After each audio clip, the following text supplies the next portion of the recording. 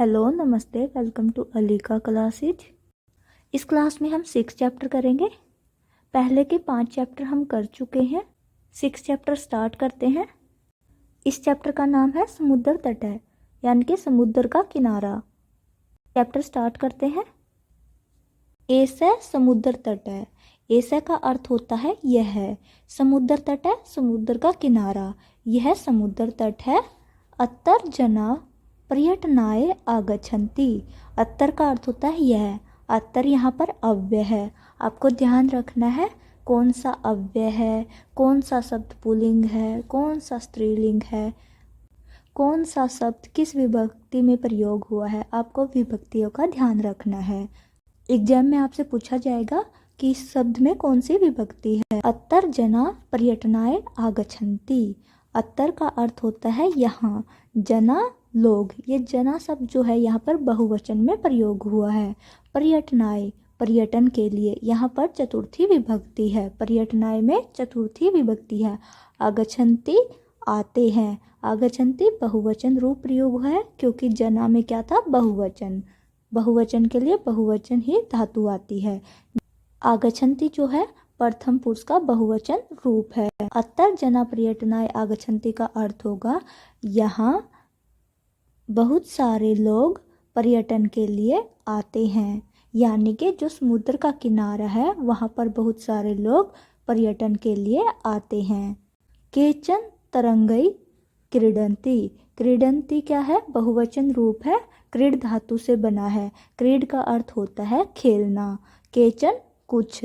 केचन का अर्थ होता है कुछ। तरंगई यानी कि तरंगे। यहाँ पर जो तरंगई है, तरंगई में तृतीया विभक्ति है और बहुवचन रूप है। तरंगई में तृतीया विभक्ति है, बहुवचन रूप है। केचन कुछ लोग, तरंगई तरंगों के द्वारा, क्रीडंती खेलते हैं। कुछ लोग तरंगों के साथ या तरंगों से खेलते हैं। जो तृतीया विभक्ति है वो कर्ण कारक के रूप में यूज होती है, यानी कि तृतीया विभक्ति में कर्ण कारक होता है। और कर्ण कारक वहाँ होता है जहाँ क्रिया के साधन की बात कही होती। अब जो कुछ लोग खेलते हैं वो किसके साथ खेलते हैं, तरंगों के साथ। तो यहाँ पर खेलने का साधन बताया गया है, इसलिए तरंग में क्या आया है, तृतीया विभक्ति आई है। आपसे पूछ सकते हैं कि कौन सी विभक्ति किस कारक के लिए प्रयोग होती है। नेक्स्ट है केचन च नौकाभि जल विहारम कुर्वन्ति। केचन का अर्थ होता है कुछ। च और नौकाभि नौका के द्वारा, जल विहारम जल विहार, कुर्वन्ति करते हैं। यहाँ पर जो ये नौका शब्द है, नौकाभि में भी तृतीया विभक्ति है। नौकाभि में तृतीया विभक्ति बहुवचन रूप है। नौका जो है स्त्रीलिंग शब्द है। और कुछ लोग नौका के द्वारा जल विहार करते हैं। तेसु केचन कंदुकेन क्रीडंती। उनमें से कुछ लोग कंदुकेन गेंद के साथ, क्रीडंती खेलते हैं। कंदुकेन में तृतीया विभक्ति है, तेसु में सप्तमी विभक्ति है। बालिका बालका च बालुका भी बालुका गृहम रचयन्ति। बालिका यानी कि लड़कियां, बालका यानी कि लड़के, च और बालुका भी में तृतीया विभक्ति है। बालुका से यहाँ अर्थ है रेत, यानी कि रेत के द्वारा। बालुका गृहम यानी कि रेत का घर, रचयन्ति बनाते हैं। बालिका और बालक यानी कि कुछ बालिका और कुछ बालक। बालुका रेत का, लड़के और लड़कियां रेत के द्वारा रेत का घर बनाते हैं, यानी कि वहाँ पर जो समुद्र किनारे रेत पड़ा हुआ है, जो बालू पड़ा हुआ है, उसका घर बना रहे हैं। मध्य मध्य तरंगा बालुका गृहम प्रवाहन्ति। मध्य मध्य बीच बीच में तरंगा जो तरंगे हैं, बालुका गृहम रेत के घर को, प्रवाहन्ति प्रवाह के ले जाती है, यानी कि बहकर ले जाती है। ऐसा क्रीड़ा प्रचलती एव। ऐसा यही, ये यहाँ पे स्त्रीलिंग में प्रयोग हुआ है, क्योंकि जो क्रीड़ा शब्द है वो स्त्रीलिंग शब्द है। यहाँ पे ऐसा जो है क्रीड़ा के लिए प्रयोग हुआ है। यह क्रीड़ा यानी कि यह खेल प्रचलति चलता रहता है। समुद्र तटा न केवलम पर्यटन स्थानानि। समुद्र तटा यानी कि जो समुद्र तट है, न केवलम केवल पर्यटन स्थानानि पर्यटन के स्थान ही नहीं है। यहाँ पर कहा गया है कि जो समुद्र के तट है केवल पर्यटन स्थान नहीं है, यानी कि पर्यटन के लिए ही नहीं है, यहाँ पर और भी कुछ काम होता है, ये कहना चाह रहा है। उत्तर मत्स्यजीविनः अपि स्वजीविकां चालयन्ति। मत्स्यजीविनः होता है मछुआरे, अपि भी स्वजीविका अपनी जीविका, चालयन्ति चलाते हैं। यहाँ पर मछुआरे भी अपनी जीविका चलाते हैं, यानी कि वो मछलियों को पकड़ते हैं और मछलियों को पकड़कर बेच देते हैं, जिनसे उनकी जीविका चलती रहती है। अस्माकं देशे बहवः समुद्र तटा सन्ति। अस्माकं हमारे देश में, ये अस्माकं में षष्ठी विभक्ति है। अस्माकं का अर्थ होता है हमारा, देशे देश में, देशे में सप्तमी विभक्ति है। बहवः बहुत सारे, समुद्र तटा समुद्र तट, सन्ति हैं हमारे देश में बहुत सारे समुद्र तट हैं। एतेषु मुंबई, गोवा, कोची, कन्याकुमारी, विशाखापत्तनम, पुरी तथा अतीव समृद्ध। एतेषु में सप्तमी विभक्ति है। एतेषु का अर्थ होता है इनमें। मुंबई, गोवा, कोची, कन्याकुमारी, विशाखापत्तनम, पुरी तटा यानी कि पुरी, पुरी कहाँ पर है? उड़ीसा में। अति प्रसिद्ध संति, अतीव होता है अत्यधिक, प्रसिद्ध प्रसिद्ध संति हैं। इनमें से मुंबई, गोवा, कोची, कन्याकुमारी, विशाखापत्तनम और पुरी के जो तट हैं वो अत्यधिक प्रसिद्ध हैं। गोवा तट है, गोवा का जो तट है विदेशी पर्यटक के बे, विदेशी पर्यटक के बे में चतुर्थी विभक्ति है। इसका अर्थ है विदेशी पर्यटकों के लिए समधिकम सबसे ज़्यादा, रोचते अच्छा लगता है। गोवा का तट जो है विदेशी पर्यटकों को सबसे ज़्यादा अच्छा लगता है। यहाँ पे रुच धातु है, रोचते जो है रुच धातु से बना हुआ है और रुच धातु के अर्थ में चतुर्थी विभक्ति लगती है। जहाँ रुच धातु होगी वहाँ पर चतुर्थी विभक्ति का प्रयोग किया जाता है। नेक्स्ट है विशाखापत्तनम तट है। विशाखापत्तनम का जो तट है विदेशिक व्यापार है, विदेशिक व्यापार के लिए प्रसिद्ध है, प्रसिद्ध है। यहाँ वैदेशिक व्यापार में चतुर्थी विभक्ति है। विशाखापत्तनम का जो तट है वो विदेशी व्यापार के लिए प्रसिद्ध है। कोची तट है नारिकेल फलेभ्य ज्ञायते। नारिकेल फलेभ्य नारियल।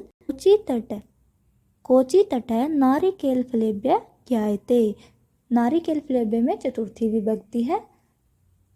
यहाँ पर कहा गया है कोची का जो तट है वो नारियल के लिए जाना जाता है। यहाँ पर आपको कुछ समुद्र तटों के नाम बताए गए हैं, फिर उनकी विशेषता बताई गई है कि कौन सा समुद्र तट जैसे गोवा, कोची, कन्याकुमारी, मुंबई ये क्यों प्रसिद्ध है, ऐसा आपको बताया गया है। नेक्स्ट पढ़ते हैं। मुंबई नगरस्य जुहू तटे सर्वे जनाः स्वैरम विहरति। मुंबई नगर के, मुंबई नगरस्य में षष्ठी विभक्ति है। जुहू तटे यहाँ पर सप्तमी विभक्ति है। जुहू तटे में सप्तमी विभक्ति है। मुंबई नगर के जुहू तट पर सर्वे जना सभी लोग, स्वैरम, स्वैरम होता है बिना रोक टोक के, विहरन्ति घूमते फिरते रहते हैं। मुंबई नगर के जुहू तट पर सभी जन यानी कि सभी लोग बिना रोक टोक के घूमते फिरते रहते हैं। चेन्नई नगरस्य मेरीना तटे देशस्य सागर तटेषु दीर्घतम। चेन्नई नगरस्य, चेन्नई नगर का मेरीना तट, मेरीना तट देशस्य देश का, सागर तटेषु सागर तटों में, दीर्घतम है विशाल है। यानी कि चेन्नई नगर का जो मेरीना तट है देश के सभी सागर तटों में से बड़ा है, विशाल है। भारतस्य तीसरेषु दिशासु समुद्र तटा सन्ति। भारतस्य भारत के तीसरेषु, तीसरेषु तीनों में, दिशासु दिशाओं में, यह तीसरेषु और दिशासु में सप्तमी विभक्ति है। समुद्र तटा सन्ति भारत के 3 दिशाओं में समुद्र तट है। भारत के 3 दिशाओं में समुद्र तट है। अस्मात् एव कारणात् भारत देश है प्रायद्वीप है इति कथ्यते। अस्मात् इसी, एव ही, कारणात्, कारणात् में पंचमी विभक्ति है, कारण से, भारत देश को, प्रायद्वीप, प्रायद्वीप इति कथ्यते, इसी कारण से भारत देश को प्रायद्वीप कहा जाता है। पूर्व दिशायां बंगोपसागर, दक्षिण दिशायां हिंद महासागर, पश्चिम दिशाया च अरब सागर अस्ति। पूर्व दिशायां, पूर्व दिशा में, यहाँ पर सप्तमी विभक्ति है। पूर्व दिशायां में सप्तमी विभक्ति है। बंगोपसागर, बंगाल की खाड़ी। पूर्व दिशा में बंगाल की खाड़ी है। दक्षिण दिशायां, दक्षिण दिशा में हिंद महासागर है। पश्चिम दिशायां च अरब सागर है, और पश्चिम दिशा में अरब सागर है। यानी कि पूर्व दिशा में बंगाल की खाड़ी है, दक्षिण दिशा में हिंद महासागर है, पश्चिम दिशा में अरब सागर है। तीनों ओर पानी होने के कारण भारत को प्रायद्वीप कहा जाता है। एतेषां त्रयाणाम् अपि सागराणां संगम कन्याकुमारी तटे भवति। एतेषां, इनका, त्रयाणां, तीनों का, अपि, भी, सागराणां संगम, कन्याकुमारी तटे, कन्याकुमारी तट पर भवति होता है। एतेषां में षष्ठी विभक्ति है, त्रयाणाम में षष्ठी विभक्ति है, सागराणाम में षष्ठी विभक्ति है। इन तीनों सागरों का, एतेषां त्रयाणाम सागराणाम, इन तीनों सागरों का संगम, मेल कन्याकुमारी के तट पर होता है। यानी कि जो तीनों सागर है, बंगाल की खाड़ी, हिंद महासागर, अरब सागर, ये तीनों के तीनों सागर कन्याकुमारी के तट पर मिलते हैं। अत्तर पूर्णिमायां चंद्रोदय सूर्यास्तम च युगपदेव द्रष्टुम शक्यते। अत्तर यहाँ, पूर्णिमायां पूर्णिमा के दिन, चंद्रोदय चंद्रोदय, सूर्यास्तम सूर्यास्त, युगपदेव एक साथ, द्रष्टुम देखा जाता है। यहाँ द्रष्टुम में दृश्य धातु तुमन प्रत्यय है। शक्यते सकता है। यहाँ पर पूर्णिमा के दिन चंद्रोदय, चंद्र उदय और सूर्यास्त एक साथ देखा जाता है, देखा जा सकता है। चैप्टर कंप्लीट हो गया है। चैप्टर में इतना ही था। आई होप कि आपको चैप्टर अच्छे से समझ आया होगा। इसके बाद हम चैप्टर की एक्सरसाइज करते हैं। सबसे पहले शब्दार्थ करते हैं। समुद्र तट है, समुद्र का किनारा यानी कि बीच। पर्यटनाय, घूमने के लिए, पर्यटनाय में चतुर्थी विभक्ति है। तरंगई, तरंगों के साथ या लहरों से, यहाँ पर तृतीया विभक्ति है। नौकाबी, नौकाओं के द्वारा, नौकाबी में तृतीया विभक्ति है। जल विहारम, जल विहारम, जल क्रीड़ा। भालुकाबी, भालू से। बालुका गृहम, बालू का घर। मध्य मध्य, बीच बीच में। प्रवाहयंती, धो देते हैं, गिरा देते हैं, बहा देते हैं। प्रचलति एव, चलती ही रहती है। पर्यटन स्थानानि, घूमने की जगह। मत्स्य जीविन, मछुआरे। सब जीविकाम, अपनी जीविका को। चालयंती, चलाते हैं। अतीव, बहुत अधिक। स्वैरम, बेरोक टोक के, अपनी इच्छा से। विहरंती, घूमते हैं, टहलते हैं। दीर्घतम, सबसे लंबा। प्रायद्वीप, तीनों ओर से जल से घिरा हुआ। ऐसा भूभाग, यानी कि ऐसा भूभाग जो जल से 3 तरफ से घिरा होता है, उसे प्रायद्वीप कहते हैं। संगम, संगम मिलन। युगपदेव, एक ही साथ। दृष्टुम शक्यते, देखा जा सकता है। नेक्स्ट है एक्सरसाइज। स्टार्ट करते हैं चैप्टर की। उच्चारणम कुरुते। फर्स्ट क्वेश्चन में उच्चारण के लिए कहा गया है। उच्चारणम कुरुते। तरंगई, मत्स्य जीविन। तरंगई तृतीया विभक्ति है। मत्स्य जीविन प्रथमा विभक्ति है। मत्स्य जीविना का अर्थ होता है मछुआरे। विदेशी पर्यटकेभ्य में चतुर्थी विभक्ति है। विदेशी पर्यटक के लिए, विदेशी पर्यटकेभ्य। संगम, त्रिशु, त्रिशिशु में सप्तमी विभक्ति है। त्रिशु का अर्थ होता है 3 में। वैदेशिक व्यापार है, इसमें चतुर्थी विभक्ति है। वैदेशिक व्यापाराय में चतुर्थी विभक्ति है। प्रायद्वीप है, प्रायद्वीपी में प्रथमा विभक्ति है।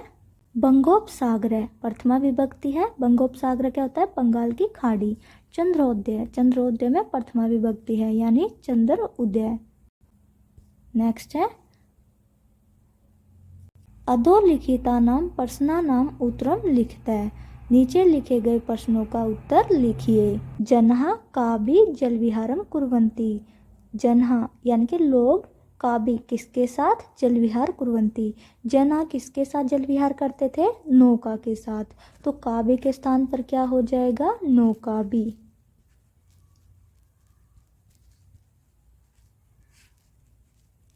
फर्स्ट क्वेश्चन का आंसर क्या हो जाएगा? नौकाभि।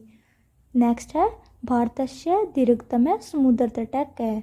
भारत का जो दीर्घतम यानी कि सबसे बड़ा समुद्र तट क्या कौन सा है? भारत का सबसे बड़ा समुद्र तट कौन सा है?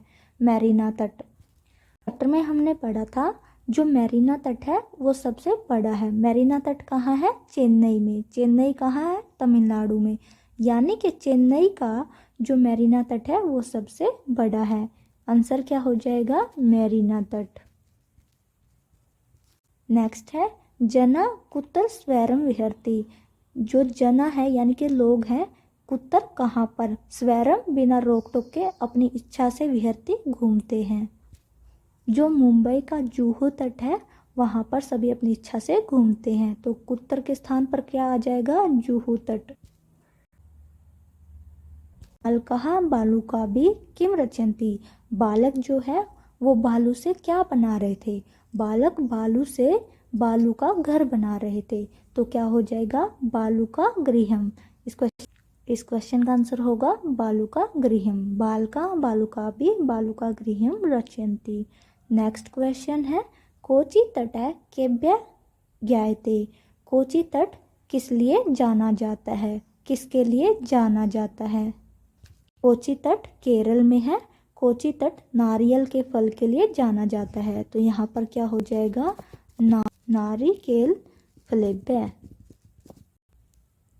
नेक्स्ट क्वेश्चन है मंजूषात् पदानि चित्वा रिक्त स्थानानि पूरयत। मंजूषा से पदों को चुनकर रिक्त स्थान में पूरा कीजिए। फर्स्ट है कन्याकुमारी तटे त्रयाणां सागराणां भवति। कन्याकुमारी के तट पर 3 सागरों का होता है। क्या होता है? बंगोपसागर है, बंगाल की खाड़ी, प्रायद्वीप है, प्रायद्वीप, पर्यटनाय पर्यटन के लिए, क्रीड़ा क्रीड़ा, संगम संगम। यानी कि कन्याकुमारी के तट पर 3 सागरों का क्या होता है? संगम होता है, खेल होता है, पर्यटन के लिए होता है, प्रायद्वीप होता है। कन्याकुमारी के तट पर 3 सागरों का संगम होता है यानी कि क्या हो जाएगा? संगम सही आंसर हो जाएगा। नेक्स्ट है भारत देश है इति कथ्यते। भारत देश कहा जाता है। भारत देश को बंगाल की खाड़ी कहा जाता है? नहीं। प्रायद्वीप कहा जाता है? हाँ। भारत देश को प्रायद्वीप कहा जाता है। तो यहाँ पर क्या हो जाएगा? ख। भारत देश को प्रायद्वीप कहा जाता है। भारत देश है प्रायद्वीप है इति कथ्यते। नेक्स्ट है जना समुद्र तटम आगच्छन्ति। जना समुद्र तट पर आते हैं। क्रीड़ा पर्यटनाय किसके लिए आते हैं? पर्यटन के लिए। तो यहाँ पर क्या हो जाएगा? पर्यटन के लिए। बालेभ्यः रोचते। बालकों के लिए रोचते यानी कि बालकों को क्या अच्छा लगता है? बालेभ्य में चतुर्थी विभक्ति है। बालेभ्यः रोचते, बालेभ्य में चतुर्थी विभक्ति है।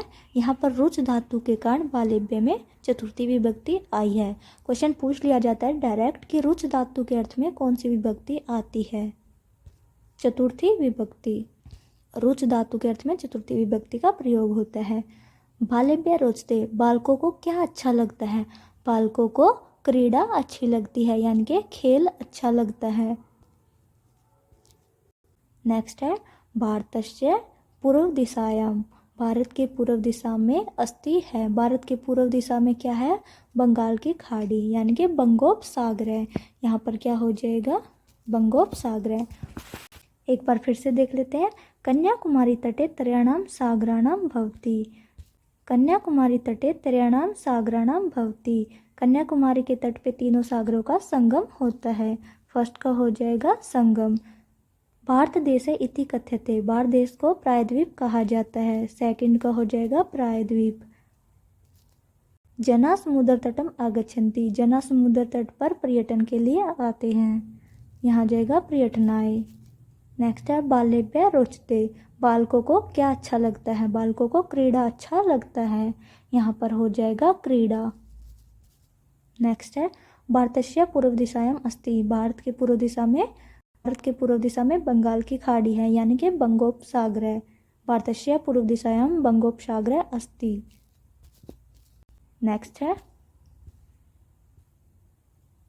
यथा योग्यम योज्यते, योज्यता होता है मेल कराना, यथा योग्य यानी कि जो उचित है वो मेल कीजिए। समुद्र तट है क्रीडनकम, दुग्धम दीपक विद्या।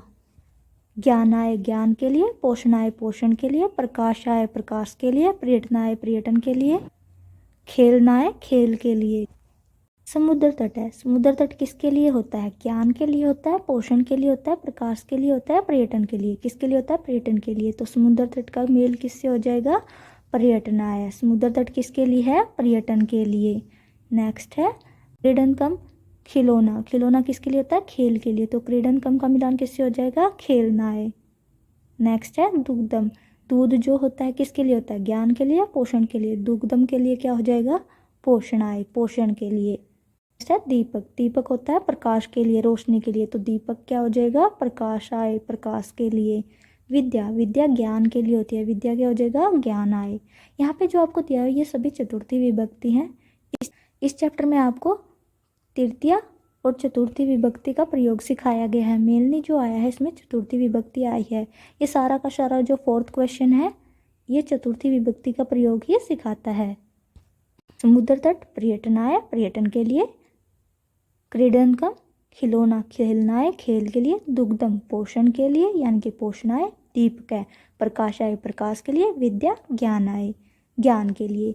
जो चतुर्थी विभक्ति होती है ये के लिए अर्थ में प्रयोग होती है। इसमें संप्रदान कारक होता है। संप्रदान वो होता है जिसके लिए कोई कार्य किया जाता है, यानी कि किसी के लिए कोई क्रिया की जाती है, कोई कार्य किया जाता है, उसमें चतुर्थी विभक्ति होगी और संप्रदान कारक होगा। नेक्स्ट है तृतीया विभक्ति प्रयोगेण रिक्त स्थानानि पूरयेत्, तृतीया विभक्ति के प्रयोग द्वारा रिक्त स्थानों को पूरा कीजिए।